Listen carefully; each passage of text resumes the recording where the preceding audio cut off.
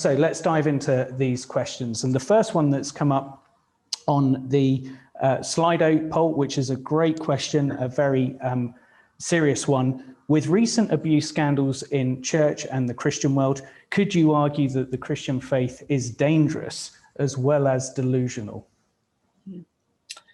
Yeah, thank you for that question. And I don't take it lightly. I think that there's no question that, you know, all kinds of disturbing and concerning reports are coming out and have been over a number of years to describe how those that profess to follow Jesus have actually been behaving in a very contradictory way. And firstly, I just want to say that if you've ever experienced abuse or unkindness or unfriendliness at the hands of a Christian, that I am deeply sorry for that. And I think that God is grieved by that as well. And I want to say that actually to behave in that way goes directly against the teachings of Jesus Christ and isn't something that is endorsed by him at all. And if there are any kind of legal issues, absolutely justice should be brought. And God is actually, throughout the Old Testament and the New Testament, is that the reality that God is a God of justice and actually would want to see justice for, you know, wrongs punished in this area in the eyes of the Lord just as much for any other person. And God's heart for those that have been downtrodden and oppressed is absolutely at the core of who he is, precisely because he's a God of love. He's not indifferent to evil and does something about it.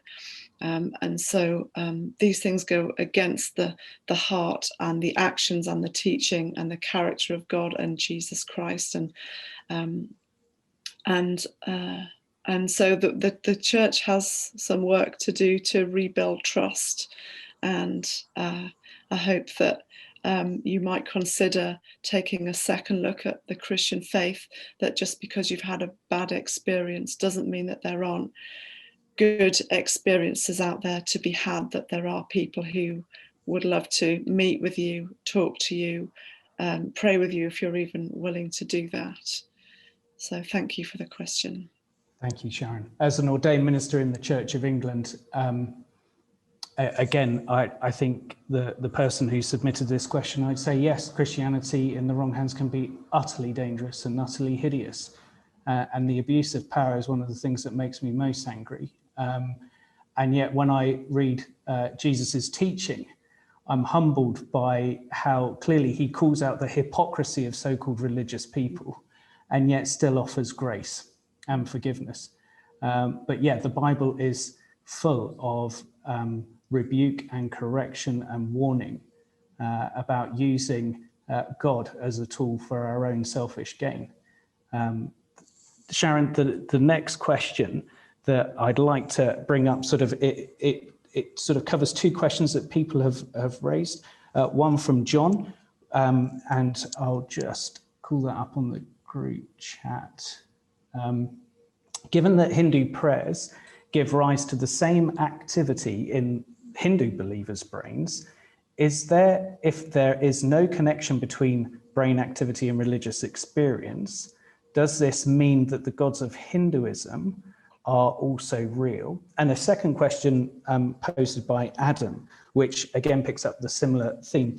If Christianity is right and there is an exclusivity to the claim that Jesus Christ is the one who gives eternal life, if Christianity is right, then other religions by definition are wrong, in which case are followers of those religions delusional? I think two questions sort of driving at the same point about, well, yes, what does that mean about other believers and yes, followers of faith? Yes, okay. Well, so thank you for the questions. That in terms of people from other beliefs and seeing brain activity, so there was a phrase right at the beginning that these two things are very much connected. I think the question implied they weren't connected, but that the brain activity and the experience are absolutely connected, and that's what the neuroscience is showing us.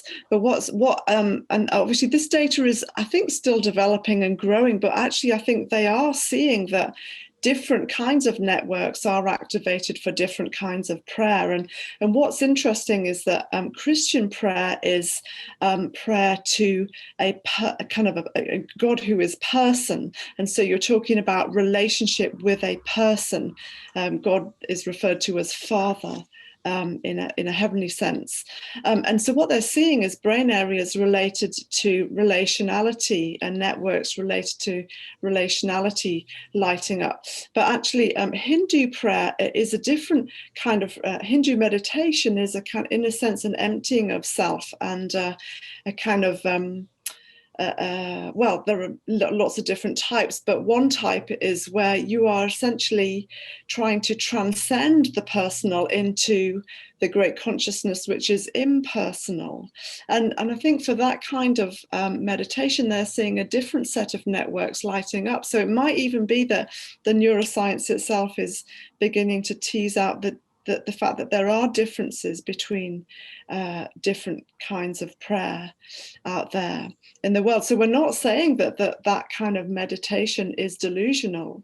We're saying that that's genuine, but it's different to Christian prayer. And Christian prayer is about praying to a God who is person. And so when to become a Christian is to engage in a relationship with a being who knows you and wants to relate to you as person, rather than one that asks you to transcend and forget that kind of personal dimension and sort of merge with something which is a bit more kind of homogenous.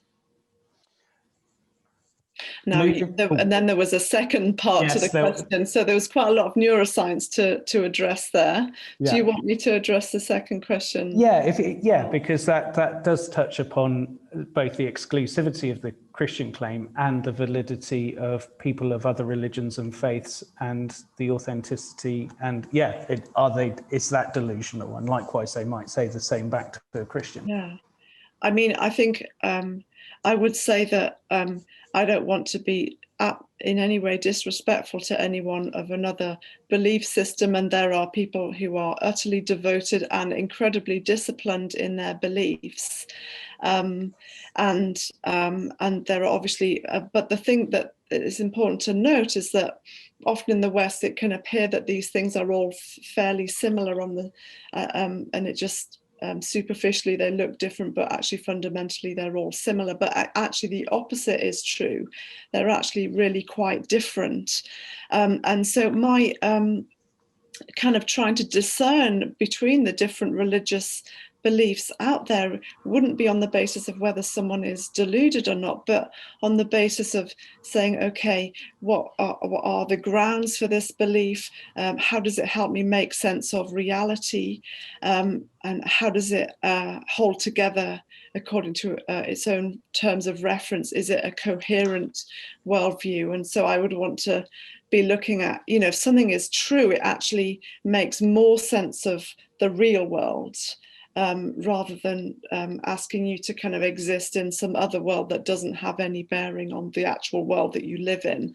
And actually, on that basis, I am most persuaded by the Christian faith, which actually, well, for many different reasons, but I've already talked about the historical evidence and reliability, but then also it makes sense of the human heart, of actually why there is good and evil in the world, that it's not simply that we need to sort of forget these things, but actually God exists and evil exists, and these things help us make sense of why humans act the way they do, why we're seeing a mess in the world, and all kinds of other things. So I would really make that decision on other grounds than delusion. I want to squeeze in a few other questions. We've had both on Slido and in the group chat questions around the science and Christianity not being able to withstand scientific investigation. So I think this question posted by someone which has got 3 votes on the Slido: where's the best place to find scientific evidence that has been proven? And just to elaborate on that from Emma, friends who say that Christianity doesn't withstand scientific investigation or rigor. You can't prove it, it doesn't exist, but you can't prove that it does. And what would you say to these people when it comes to the evidence and proof for faith? Thank you. Thank you for those questions. So first of all, I mean, I've been talking about a little bit of some of the scientific pointers that the way neuroscience is beginning to tease out that there is a kind of a neuroscience behind religious activity and spiritual activity. Another scientific an interesting scientific observation is near-death experiences, that if we're just physical beings, then the death of your brain is the death of you. But what actually cardiologists and neurosurgeons are seeing is that when they've had to operate on people in a state of clinical death, where their heart is stopped and their brain activity is stopped and their body is cooled to a very low temperature and they're in a state of reversible clinical death, what they're seeing in a substantial number of subjects upon resuscitation is that they recall being conscious during that process. Now, of course, we've all seen the YouTube videos, some of it could be fabricated, but it actually does give us pause for thought. There have been some systematic studies done in the UK, the US, and Netherlands on thousands of patients, and they see around 7 to 10% of people reporting consciousness. And this is interesting data that certainly gives us pause for thought when we contrast it with the view that you are simply your brain, it's all neurons. So there are things in the science that are suggesting we're way more complex than we might think. Of course, the Christian faith doesn't necessarily rest just on scientific evidence, rest on historical evidence, which I've begun to unpack a little bit. And if you wanted to read more about that, you definitely could. But when it comes to this notion of proof, you know, there's actually very little in life that you can conclusively prove.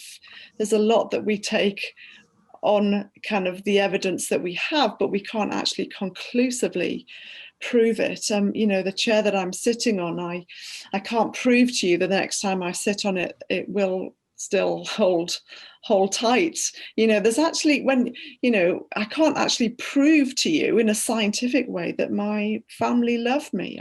I can talk about the different pointers and different types of evidence, but I can't actually prove that. And when you just think about all kinds of things in life, you just think there's actually very little that we can conclusively prove. And what we do rely on is levels of certainty based on evidence.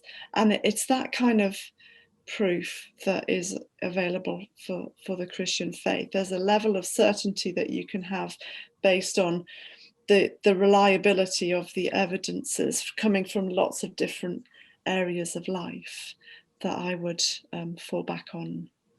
So on the reliability issue then, we've another question that from someone on Slido. How do you know the difference between truth, faith and your mind as we sort of weigh evidence and experience? So I would really come back to this notion of it, you know, everything about the Christian faith, it's not just it engages the mind, but it doesn't remain there. It actually works itself out in the real world.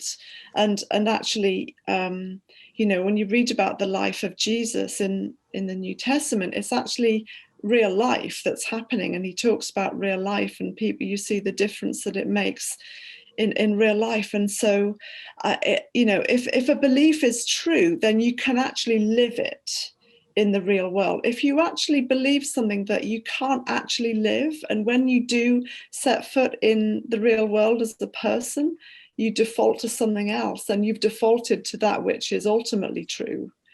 And so true things can be lived. And so and the Christian faith can be, you know, is objectively grounded. You know, the Bible is written across thousands of years by dozens of different authors from all kinds of socioeconomic backgrounds, but the theme is the same. The message is the same throughout. It all points in the same direction, and over 300 different foretellings of what would happen in Jesus' life all are fulfilled. Now that's interesting, isn't it? And in terms of probability and statistics, that's quite phenomenal. So that there are all kinds of external and objective forms of evidence that need to be weighed in parallel with just what's in my head. I realise we've gone past 9 o'clock, so here's a final question, which I think is echoed, two questions that come together here. You've showed and outlined your reasons for why brain science shows that the challenge of faith being delusional doesn't have to be taken as read and can be challenged and pushed back on. Is it too much to say the opposite, that it is indicative that faith is well placed? And someone else just putting it slightly differently, do you think there are good deductive arguments for the existence of God based on consciousness? I actually, yes, I do. I mean, if you're interested to read more about that, I mean, I'm sorry for the shameless plug, but Am I Just My Brain is a great place to start. It wouldn't be a place to end. You'd probably want to read a lot more than that. But, you know, we clearly are rational beings, and consciousness is a thing. I think most of us will acknowledge that that we have consciousness. And, you know, even if we come up with a complete science, a complete neuroscience of consciousness, which I hope we do, that will still leave some questions unanswered.